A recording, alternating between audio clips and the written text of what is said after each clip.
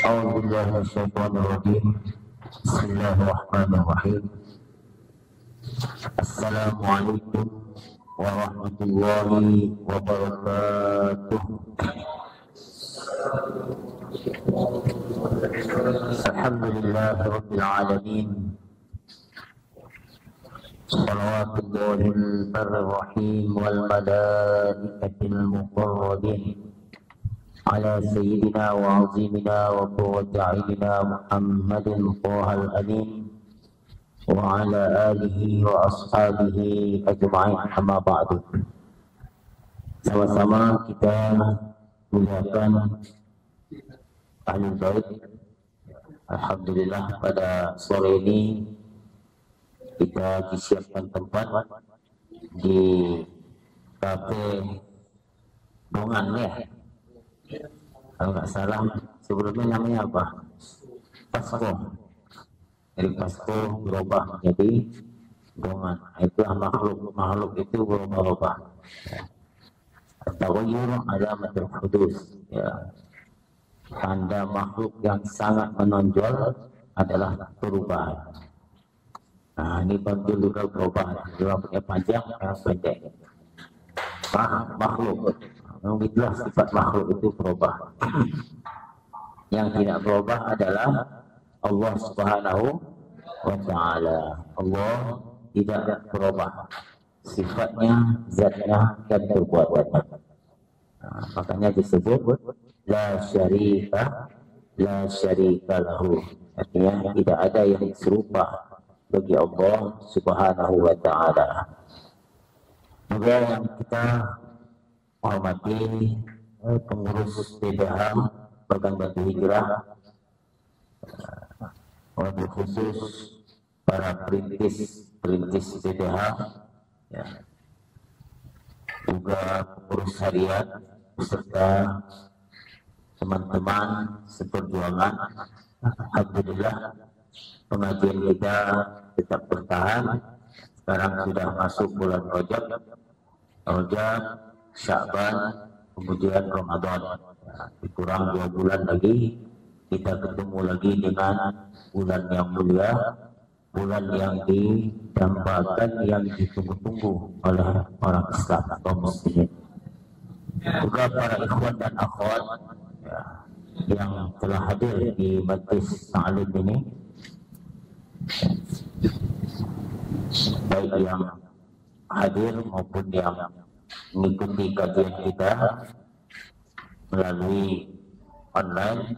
Mudah-mudahan kita semua diberkahi oleh Allah Subhanahu wa Ta'ala.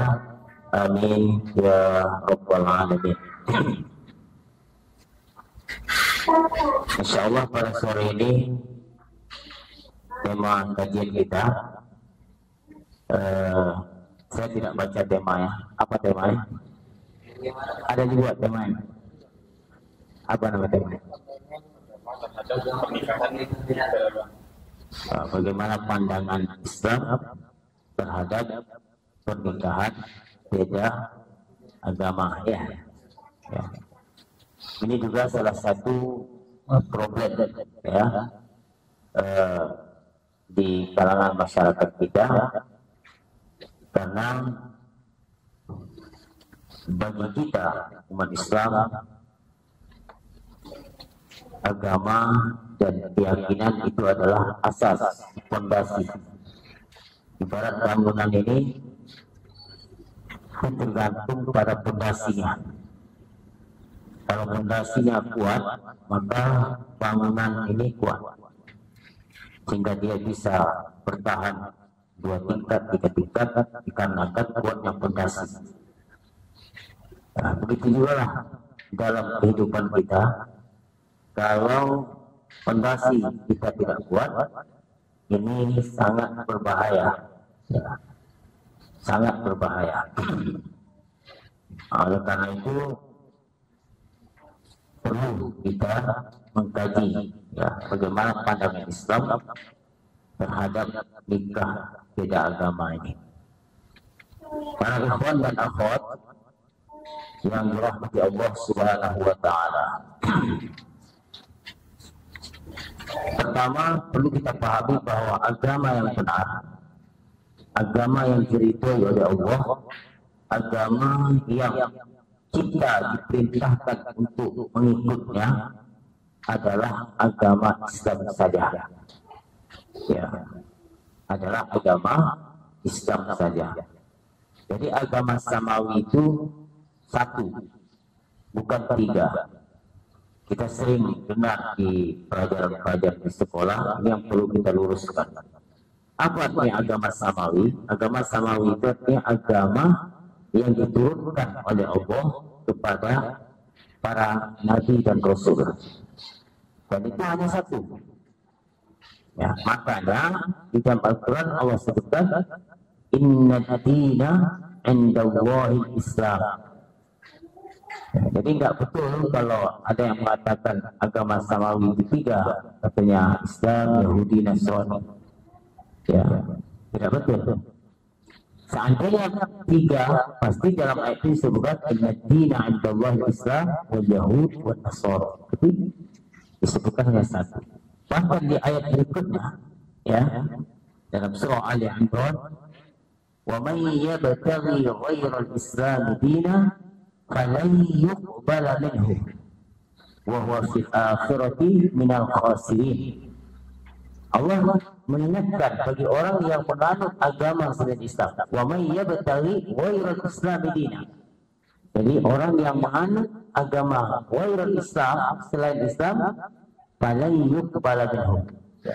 Maka agama yang dia anut itu yang selain Islam tadi, la yuqbala, Allah nggak akan terima. Ya. Dan situ bahasanya falan yuqbala disebutkan. Dan itu kalau kita belajar ilmu bahasa Arab, itu adalah tidak bakalan diterima. Beda sama la, beda sama ma. Ya. Karena lam itu harfun nafsin wa nasbin wa istiqbali dalam nahwunya. Ya. Selama-lamanya tidak akan Allah terima ajarnya. Wa huwa fil akhirati minal khasirin. Ya, dan nanti di akhirat orang yang menganut selain Islam tadi apa? Dia di akhirat termasuk orang yang halikin, orang yang binasa karena masuk neraka. Itu tentang agama tadi. Nah, terus kenapa kok muncul ada istilah Yahudi dan Nasrani, ya kan? Istilah kata Yahudi dan Nasrani itu bukan agama dulu. Ya, kalau kita baca sejarah itu, Yahudi itu berasal dari kata hada Yahudi, artinya kembali.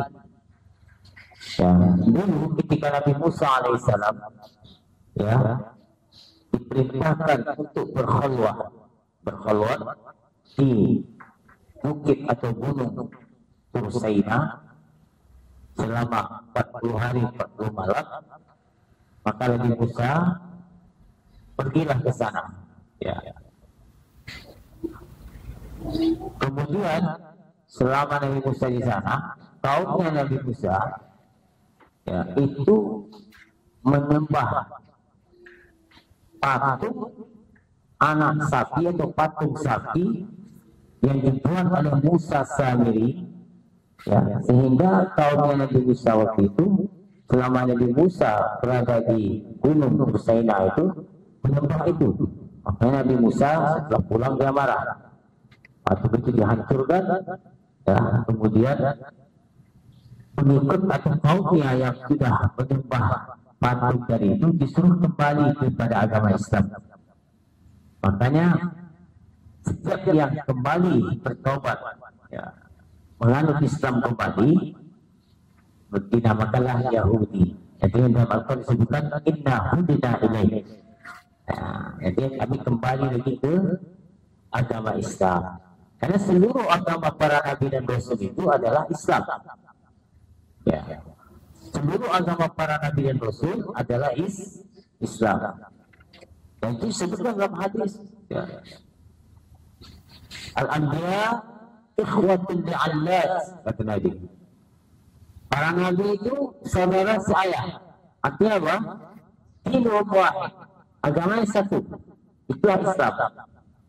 Wa ummahatuhum syatta, tapi yang berbeda itu syariatnya. Syariat artinya ajaran, ya, praktis amaliah sehari-harinya itu yang berbeda di kalangan para nabi. Kalau Tuhan yang mereka sembah satu, itu Allah.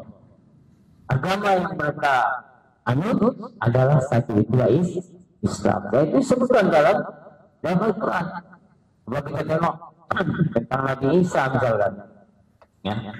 Falamma ahassa Isa minhumul kufra qala man ansari ila Allah qala al-hawariyuna nahnu ansarullah amanna billah wa shahid bi anna muslimun. Islam.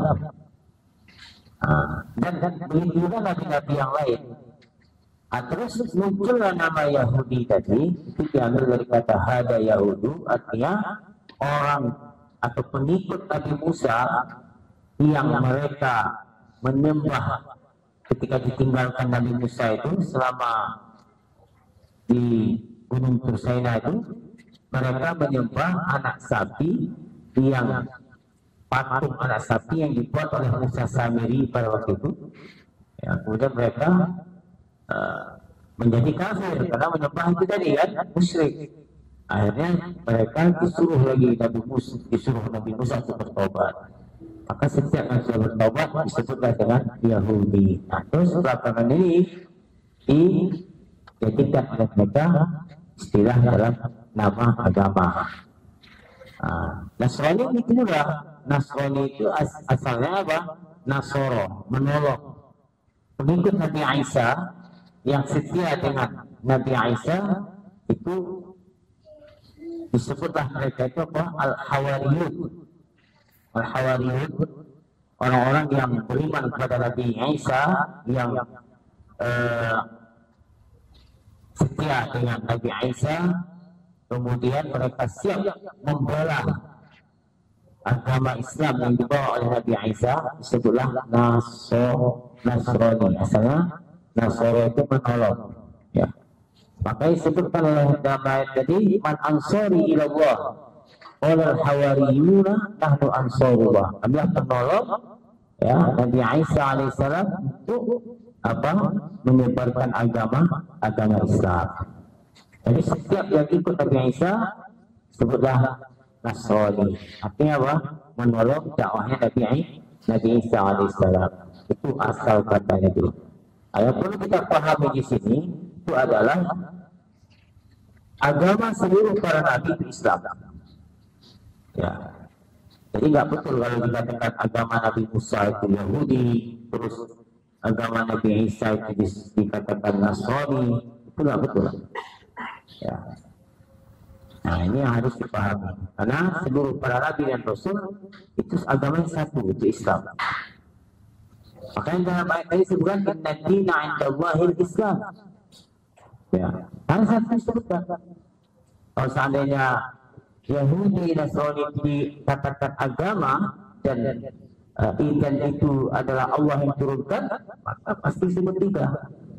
Tapi kenapa disebutkan satu? Itu ada Al-Quran. Terus Allah mengancam orang yang menganut agama selain Islam. Jelas. Nah, terus berkaitan, kenapa ini perlu saya jelaskan terlebih dahulu supaya nanti tidak salah paham. Ya. Jadi seluruh agama para nabi itu sejak dari Nabi Adam alaihissalam, nabi pertama, sampai Nabi Muhammad Sallallahu Alaihi Wasallam itu Islam. Islam. Nabi Adam bawa agama Islam, menganut Islam. Nabi Syed, Nabi Idris, ya, Nabi Nuh sampai Nabi Muhammad Sallallahu Alaihi Wasallam. Nah, terus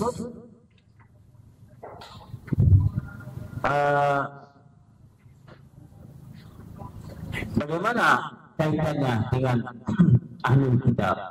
Ya. Terus apakah boleh kita nikah dengan orang yang beda keyakinan tadi? Nah, inilah nanti yang akan kita kaji selanjutnya. Di sini disebutkan la yahillu li muslimin nikahu kafiratin walau majusiyatan illa kitabiyatan khalisatan zinniyatan kanat aw harbiyatan. Wa qawlihi ta'ala wal muhsanatu minal ladina utul kitab wal muhsanatu minal ladina utul kitab min qablikum ya hillul lakum. La yahillu, tidak halal bagi seorang muslim, artinya bagi seorang muslim laki-laki yang menikahi perempuan yang kafirah, yang kafir, walau majusiyatan, walaupun atau sekalipun perempuan yang kafir tersebut adalah majusiyatan. Illa kitabiyatan khalisatan, kecuali di sini ada pengecualian ahlul kitab. Kitabiyah itu artinya ahlul kitab. Nah, siapa ahlul kitab? Ini nanti akan saya jelaskan. Ya. Khalisatan, ya, ahlul kitab yang khalisah. Apa itu khalisatan itu? Yang murni, artinya nasabnya itu nyambung, ya. Sedarah, ya, nasab itu kalau di apa nanti diurutkan sampai ke atas sana itu ketemu dengan Nabi Yakub alaihissalam. Makanya Israel itu nama lain dari Nabi Yakub. Nah, jadi Israel itu artinya apa? Abdullah, hamba Allah. Kalau itu bukan dalam bahasa Arab, ya. Nah, bahasa Ibrani, bahasa Arab. Jadi Israel itu artinya Israel artinya hamba Allah. Nah, jadi sini keadaannya tidak halal bagi seorang laki-laki muslim menikahi perempuan yang kafirah, yang kafir sekalipun dia majusi. Ya, kenapa di sini dikhususkan majusi, ya? Karena dulu dalam sejarahnya, ya, majusi ini juga mereka itu punya kitab. Ya, jadi makanya disebutkan di sini, tapi itu tidak dianggap. Makanya di sini disebutkan majusiyatan illa kitabiyah, kecuali ahli kitab. Nah, kalau ahli kitab ini pengecualian, maka dibolehkan bagi seorang muslim yang laki-laki, ya, menikahi perempuan yang ahli kitab. Tapi siapa itu ahli kitab? Nah, nanti baru kita jelaskan. Ya. Nah, apa dalilnya? Ini dalilnya wal muhsanatu minal ladina utul kitaba min qablikum hillul lakum. Jadi ahli kitab hillul lakum, boleh dinikahi dengan syarat perempuannya dari ahli kitab, laki-lakinya orang Islam, dibolehkan. Tapi kalau laki-lakinya ahli kitab, perempuannya muslimah, orang muslimah, itu nggak boleh. Paham itu? Misalnya, seandainya ada di antara kalian ini nikah dengan perempuan yang ahli kitab, ya, sahabat ahli kitab, tidak jelaskan. Apa itu boleh dengan syarat-syarat yang akan dijelaskan. Tapi kalau laki-lakinya ahli kitab, perempuannya yang muslimah orang Islam, itu tidak boleh. Kenapa? Apa hikmahnya di sini? Kenapa dilarang? Karena biasanya, ya, pada umumnya perempuan itu mengikuti suaminya. Nah, perempuan itu mengikuti suaminya. Kalau seandainya perempuannya muslimah dan suaminya ahli kitab, ya, itu nanti dikhawatirkan perempuan muslimah ini bisa menjadi murtad karena dia mengikut suaminya. Tapi kalau yang laki-lakinya muslim terus yang perempuannya ahli kitab tadi, maka dibolehkan, ya, karena diharapkan nanti bisa-bisa yang ahli kitab perempuan yang jadi istrinya tadi itu bisa masuk Islam. Itu salah satu hikmahnya di situ. Nah, terus ahli kitab itu siapa? Jadi ahli kitab itu yang disebut dengan ahli kitab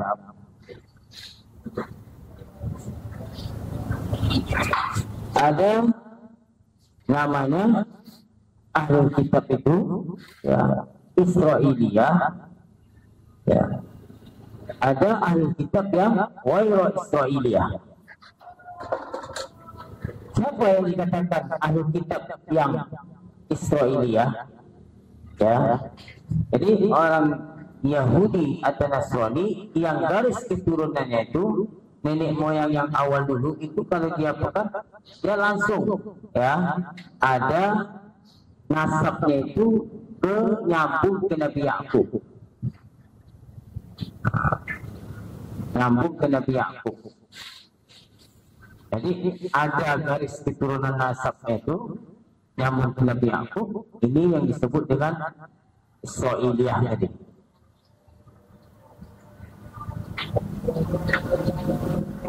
Paham nggak? Memang ini agak tinggi sedikit,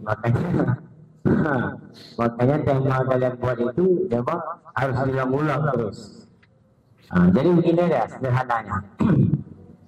Ada perempuan, dia dikatakan ahli kitab, ya kan? Jadi bukan semua perempuan yang kafir itu dikatakan ahli kitab, tidak.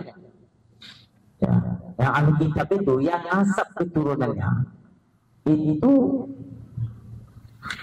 yang Israiliyah, ya yang Israiliyah itu nanti kalau kita selusuri sampai ke atas sana, itu nanti ketemu dengan Nabi Yakub. Makanya disebut Israil, karena tadi Israil itu nama lain dari Nabi Yakub. Perempuan yang dari ahli kitab ini Yahudi, misalnya ada sekarang ini perempuan Yahudi, ya seorang perempuan Yahudi, ya mengatakan dia ahli kitab, ya, dia mengatakan dia ahli kitab. Gimana kita menghukumi kalau dia ahli kitab? Caranya gimana?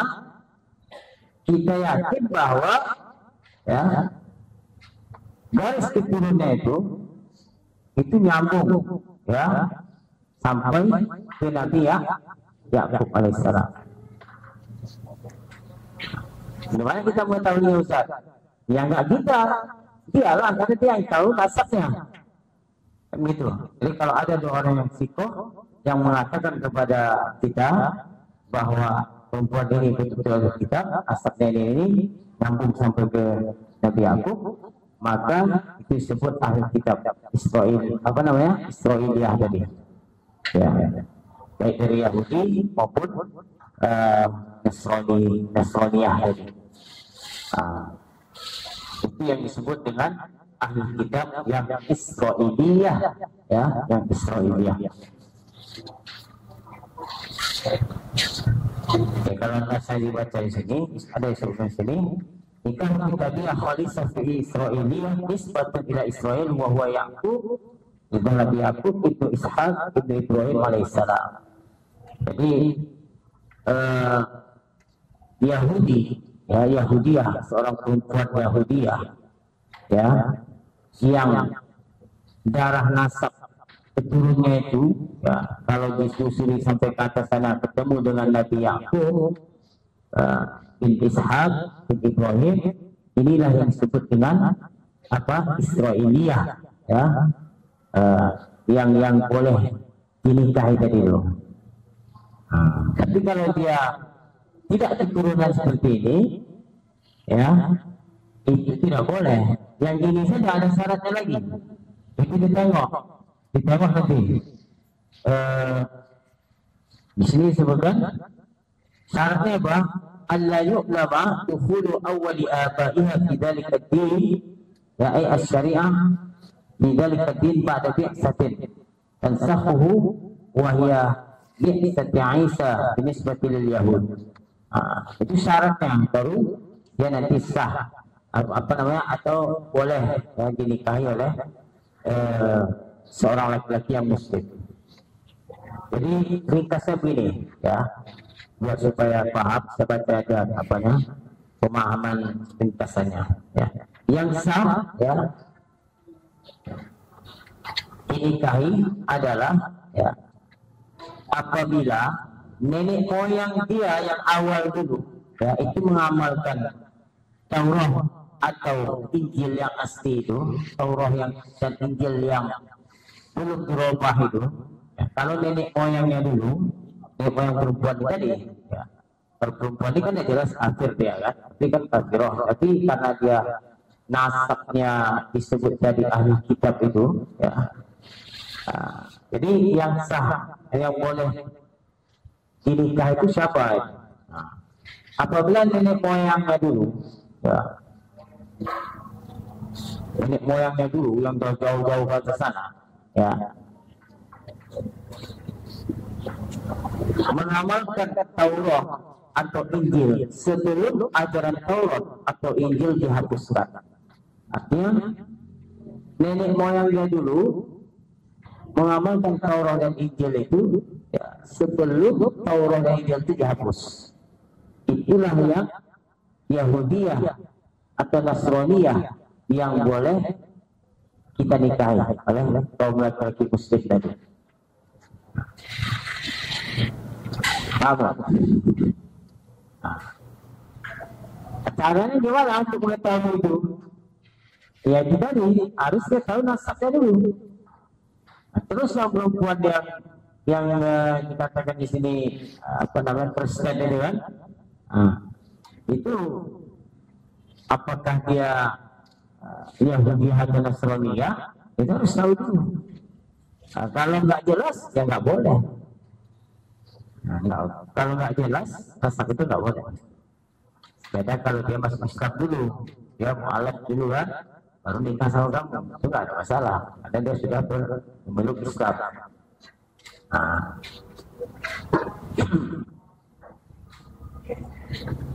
Itu intinya, ya. Jadi adapun yang nenek moyangnya, ya, nenek moyangnya yang awal dulu, ya, bergabung mengamalkan Taurat atau Injil, ya, setelah dihapusnya ajaran Taurat Injil, maka itu tidak sah. Misalnya kapan itu nasakh, ya, kitab Taurat misalkan dinasakh, dihapus hukumnya itu, syariat itu setelah utusnya Nabi Isa. Karena Taurat itu kan Nabi Musa. Jadi kalau nenek moyangnya perempuan yang ini tadi, yang dikatakan Yahudi, dan Nasrani tadi, Yahudi lah, karena dia Taurat misalkan yang nisbatnya kepada kitab Taurat tadi, kalau dia nenek moyangnya dulu, ya, mengamalkan Taurat itu tadi, sebelum dihapusnya syariat atau ajaran Taurat itu tadi, maka perempuan itu boleh kita nikahi. Tapi kalau seandainya sudah dinasakh, ya, atau sudah dihapus, ya, syariat di Taurat itu, baru nenek moyangnya dulu mengikuti itu, maka itu tidak bisa lagi. Jadi intinya kalau kamu mau menikah dengan perempuan Yahudiyah atau Nasraniyah, jadi yang pertama kamu harus apa? Harus tahu dulu. Ya, makanya disebutkan di sini tadi.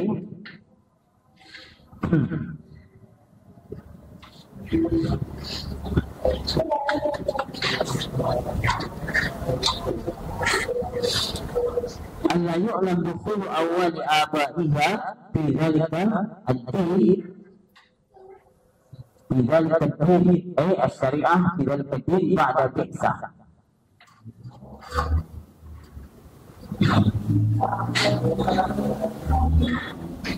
Jadi nenek moyangnya dulu yang pertama dulu, ya, mengamalkan Taurat, ya, atau Injil sebelum ajaran Taurat dan Injil itu dihapus, setelah dikasih.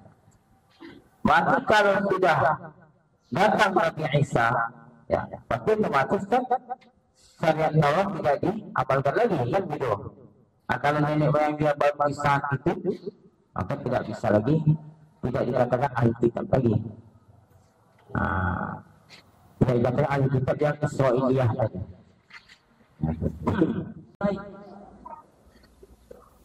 min musyrikatin, dari perempuan yang musyrikah, yang tidak beriman tadi, yang kafirah tadi, walau ajabatku, walaupun wajahnya mengagumkan kamu. Jadi kalau seandainya dibandingkan sama Bang Jul misalnya, ini ada perempuan yang mukminah, yang Islam, tapi kulitnya hitam legam, bibirnya tebal, hidungnya pesek. Nah, di sini ada perempuan yang musyrikah, yang tidak beriman, tapi cantik menawan. Kata ayat itu dari apa? Khairun min musyrikatin, yang hitam legam tadi, yang bibirnya tebal tadi, hidungnya pesek tadi, itu lebih baik. Kira bagus mau nggak? Mau, pasti mau. Kenapa? Karena beriman. Kita doakan semoga dapat. Amin ya rabbal alamin. Terus, tapi kok bisa dia pegang dengan ayat kita bisa? Padahal kita berikan kafirah ya, yang ini tadi perempuan yang kita bahas tadi. Ini ayat ini istisna, artinya pengecualian. Makanya disebut tadi illa kitabiyatan, kecuali ahli kitab. Makanya dalam hukum kita ahli kitab itu perempuannya yang betul-betul ahli kitab tadi bisa dinikahi dan sembelihan mereka boleh dimakan. Supaya tidak ribet, enggak susah. Artinya ketika dikatakan boleh menikah yang kitab tadi, perempuan kitab, itu bukan artinya itu yang lebih baik, tidak. Tetap yang lebih baik kita menikah dengan perempuan yang muslimah. Kenapa? Karena di situ nanti apa? Yang kita khawatirkan keturunan kita. Karena kan kata Nabi, al-mar'u ala dini khalilihi. Ya. Khawatirkan nanti kalau seandainya anaknya misalnya condong mengikut sifat-sifat ibunya, kan problemnya lagi ke depannya ini. Tapi kalau hukum status anaknya kita betul muslim. Ayo, misalnya ada laki-lakinya muslim, terus perempuannya Yahudiyah ahli kitab tadi, ya kan boleh nikah tuh, ya kan? Secara hukumnya boleh. Terus lahir anaknya. Karena anak status anaknya itu gimana? Anak itu tetap dihukumi muslim. Kecuali nanti dia udah besar terus dia ikut mamanya, tiada mamanya, maka nanti dia dihukumi murtad. Tapi kalau status dia sebelum dia dewasa, tidak dihukumi muslim anak itu. Paham? Nah terus bagaimana dengan hukum apanya? Kalau seandainya ada seorang laki-laki muslim yang menikah dengan perempuan yang ahli kitab tadi, ya, bagaimana hukum yang berlaku ya, dari segi muamalahnya misalnya? Kalau seandainya dia misalnya haid, istrinya dua, atau nifas, apakah dia harus mandi seperti perempuan istri-istri yang muslimah? Itu ada hukum yang terkait dengan itu juga. Ya misalkan ya dari segi nafkah wajib, suaminya wajib memberikan nafkah seperti perempuan yang muslimah dalam masalah nafkah. Seperti yang sudah kita bahas kemarin tentang kewajiban suami terhadap istrinya dalam menafkah pakaian, tempat tinggal, ya, makanan, itu sama. Itu juga wakasa pembagian itu maksudnya kalau laki-laki itu istrinya dua atau tiga atau empat, itu dalam pembagian maghrib dan malam itu kita juga harus adil, harus sama dengan seperti perempuan yang muslimah diperlakukan dalam masalah ini. Tapi tidak tolak kalau seandainya suaminya mentalak dia, tetap juga jatuh. Jangan mentawar dia bukan agama Islam istrinya ini. Kalau ditalak suami tidak jatuh, tetap jatuh. Nah, terus apa lagi? Falizawji jibaluha ala usli min hadatsin akbar, ya, tatasibu bila niyatin ala qalu ma'ruf qalu yaktasalat taratan tanwi wa niyatuha tamyiz kita hinda zawjiha. Jadi kalau seandainya perempuannya ini tadi yang kita ini Yahudiyah tadi, ya istri dari seorang laki-laki yang muslim ini, kalau seandainya dia lagi haid misalkan datang bulan, kalau kita orang Islam kan harus mandi dulu kan, harus mandi dulu. Kalau sudah suci, kalau sudah berhenti airnya, maka dia wajib mandi wajib namanya, supaya suaminya nanti baru bisa melakukan hubungan istri dengannya, kan gitu hukum yang berlaku dengan di agama kita. Nah, terus kalau yang ahli kitab jadi Yahudi atau Nasrani, jadi yang ahli kitab, sementara orang kafir itu kan niatnya nggak sah, terus dia mandi itu niatnya apa? Kan gitu. Kalau dia bisa haid atau nifas, nah, maka niatnya bukan untuk mengangkat hadas besar, tidak. Tapi niatnya apa? Ketika dia mandi itu niatnya untuk supaya suaminya boleh melakukan hubungan suami istri sama dia. Kita hinda zawjiha, bukan niatnya al-hadas akbar, tidak. Tapi niatnya supaya suaminya boleh melakukan melakukan hubungan suami istri. Masalah itu tadi. Kemudian misalnya haid, lepas haid, atau misalnya setelah nifas. Terus yang perlu diperhatikan kalau nikah dengan ahli kitab Yahudi atau Nasrani tadi, yang sangat penting, suaminya tidak boleh menolongnya dalam kekufuran atau kemaksiatan. Ini penting. Kenapa? Karena kaidahnya al-i'anatu al-kufri kufur. Menolong orang melakukan kekufuran hukumnya kafir. Contoh misalnya, istri ini mau ke gereja, karena dia kan keyakinannya kan itu. Nah, terus dia diantarkan dengan suaminya, karena suami orang Islam. Dalam masalah ini tak boleh suaminya mengantarkan. Kalau diantarkan, ini termasuk membantu orang membuat kekufuran, maka hukum yang mengantar itu menjadi kafir. Nah, di situ repotnya, melawannya di situ. Ya. Atau misalnya membantu dia untuk melakukan maksiat, misalnya istrinya karena dia dalam kebiasaan mereka, perkiatan mereka belum tua itu biasa-biasa saja kan, sementara di agama kita kan tidak boleh. Nah, terus suaminya mengantarkan dia misalnya ke tempat belum tua, atau misalnya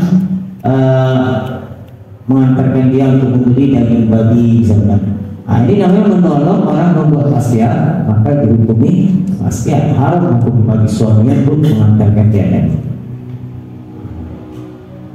Jadi ada beberapa hal penting yang harus dipahami. Nah, apalagi sampai dalam masalah kekufuran, tidak ada. Makanya poinnya tidak boleh menolong orang melakukan kekufuran. Jadi menolong orang melakukan kekufuran maka dihukumi kufur. Contoh misalnya ada seseorang yang kawan akrab dengan orang itu, orang Kristen, kawan akrab nih dalam hubungan sehari-hari akrab. Terus pada hari Minggu kawan yang orang Kristen ini bilang ke kawan yang Muslim ini, tolong antarkan saya ke gereja, ya. Nah, terus diantarkan oleh orang Islam sendiri, ada dia kawan dekat dengan akrab. Diantarkan, ini yang mengantarkan terjerumus dalam kekufuran. Kenapa? Karena membantu orang membuat kekufuran, hukumnya kufur. Jadi beda kalau dia nggak tahu, kalau dia tahu dari awal pasangan itu dia tahu kan nggak boleh diantar.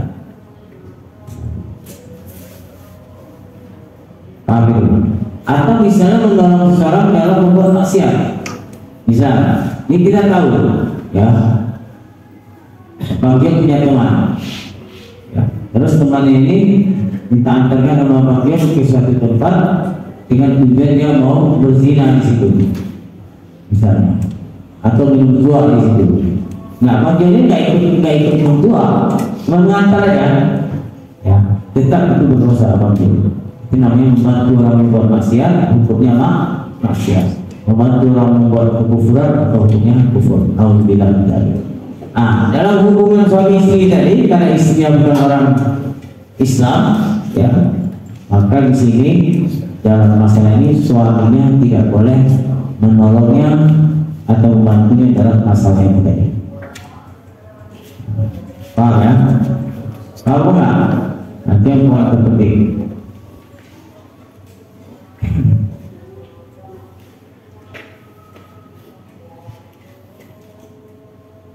Kemudian yang ketiga boleh juga walau ibaruha al-tanazufin. Jadi dalam hubungan suami istri, suaminya punya hak untuk memaksa dia untuk membersihkan badannya, ya misalnya badannya misalnya kotor kena najis, maka suaminya berhak untuk menyuruhnya, ya walaupun menurut keyakinan istrinya yang harusnya tadi, menurut dalam tradisi mereka itu biasa-biasa aja misalnya, tapi dalam agama Islam itu dilarang, maka oleh suami itu memaksa dia untuk membersihkan badannya. Buatkan kita nauli hadis juga suaminya berhak untuk melarangnya untuk mengambil atau membeli dari babi misalkan, atau muskil tapi yang memabukkan seperti tua, ya minum-minuman yang dilarang, ya ini suaminya punya hak untuk itu. Kenapa? Karena suaminya punya hak tamattu, ya tamattu. Soalnya suami punya hak untuk bersenang-senang dengan perempuan nih. Kalau dia di badannya ada najis misalnya, atau misalnya bau mulutnya busuk, bau putih misalnya, atau misalnya bau babi misalnya kan, ini kan tidak membuat suami nyaman. Itu dari punya hak suami itu memerintah. Di kesimpulannya menurut, ya carilah yang produk-produk dalam negeri. Saya di luar negeri. Paham kan? Kenapa? Karena resikonya jadi banyak, ya resikonya banyak. Dari nasabnya harus tahu dulu betul gak dia ahli kita. Nah, yang ada di tempat kita ini gimana? Gimana yang ada di tempat kita ini? Ya, yang luar itu bukan dari ahli kita. Ya, luarnya bukan dari ahli kita. Kan tempatnya dari apa? Budaya kan. Kemudian kalau Cina itu apa? Udah yang menyembah ekor, yang menyembah kantuk itu. Nah, kita itu, kita itu kan yang memeluk keyakinan Kristen tadi, dan itu kan terbagi lagi. Ada yang dengan Israelia, ada yang orang Israelia, bukan Israelia. Dan syarat-syaratnya yang sudah saya jelaskan tadi. Ya, sampai sini ada pertanyaan?